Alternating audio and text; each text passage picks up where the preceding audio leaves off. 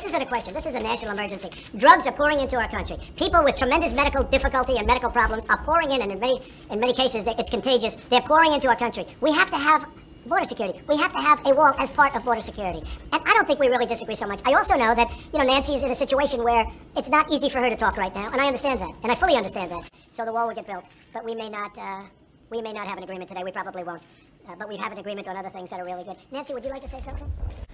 Well, thank you, Mr. President, for the opportunity to meet with you so that we can work together in a bipartisan way to meet the needs of the American people.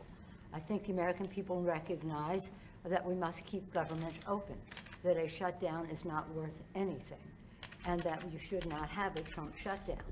You have the you have the White House, you have the Senate, you have the House of Representatives, you have the votes. You should pass. But I can't get it passed in the House if it's not going to pass in the Senate. I don't want to waste time.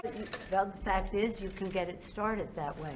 The House we can get passed very easily, but the problem is the Senate, because we need 10 Democrats to vote. Mr. President, the point is that there are equities to be weighed, and we're here to have a conversation in a careful way.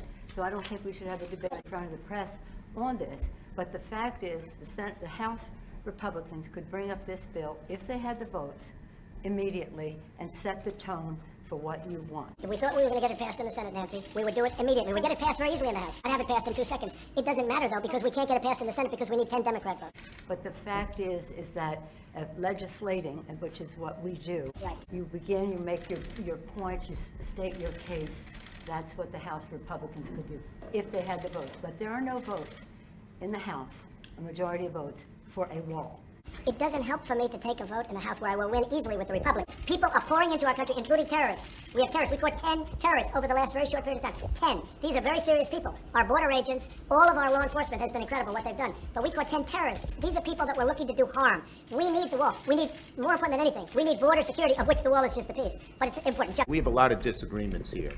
The Washington Post today gave you a whole lot of Pinocchios because they say you constantly misstate how much the wall is built, how much of the wall is built, and how much is there. But that's not the point. We do not want to shut down the government. You have called 20 times to shut down the government. You say, I want to shut down the government.